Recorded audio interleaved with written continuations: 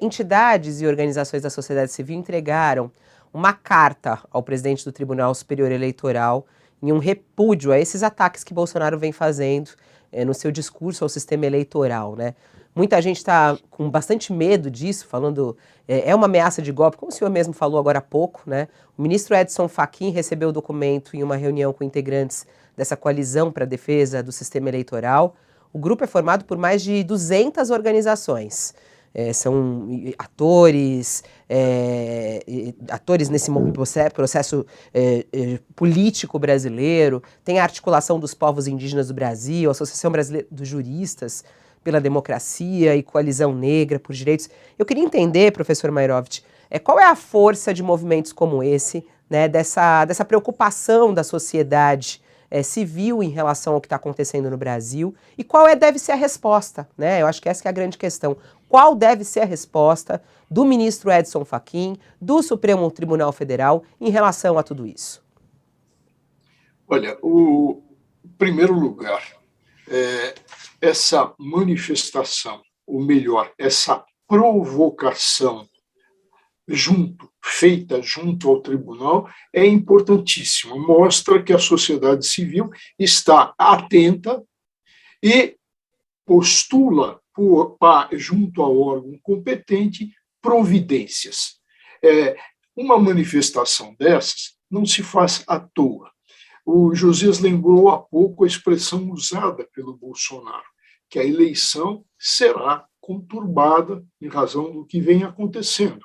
Quer dizer, quem perturba, quem conturba é o próprio Bolsonaro. Então, quando existe a sociedade civil, se organiza e provoca, pede providências e se solidariza com o sistema democrático, o tribunal, evidentemente, atenção, evidentemente, tem que buscar providências, tem que apurar se aqueles fatos relatados, se aquela preocupação dos órgãos que o provocaram tem ou não tem fundamento. Isso precisa, evidentemente, ser investigado e apurado.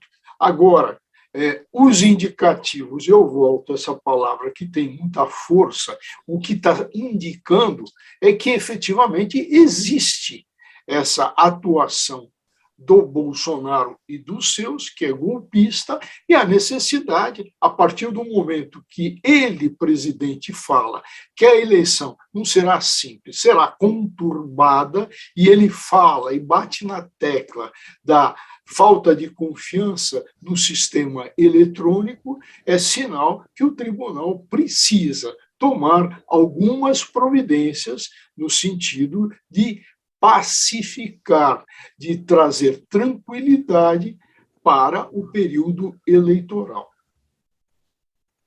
Professor Mairovitch, eu fico pensando assim, existe alguma forma de deter ele nesse sentido, deter a fala dele nesse sentido? O que é possível fazer, assim? Porque fica todo mundo... Porque aí tem uns que falam, não, é uma ameaça, claro. Outros falam, não, ele não vai fazer nada. Até aliados dele falam assim, isso é uma bobagem, tudo isso, vocês estão entendendo de uma maneira errada. Como conter isso? Como resolver essa questão, professor Mairovitch? Ou a gente vai viver nessa agonia até as eleições e até a posse, se não for ele, né, de um outro presidente? Veja, Fabiola, ele tem o tempo inteiro falado em liberdade de expressão. E alguns dos seus apoiadores falam que são bravatas, outros dizem que o Bolsonaro é fanfarrão, e o Bolsonaro diz sempre a respeito da liberdade de expressão.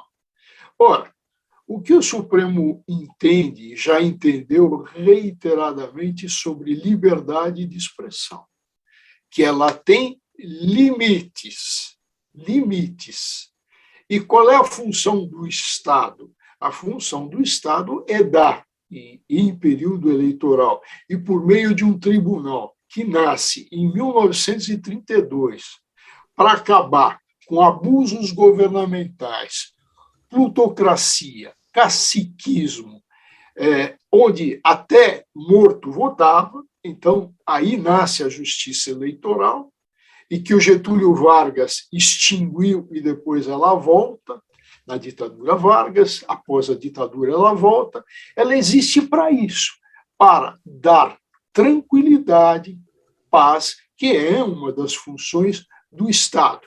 Então, deve agir de que forma? Dentro, evidentemente, da legalidade. Existe uma manifestação, uma provocação.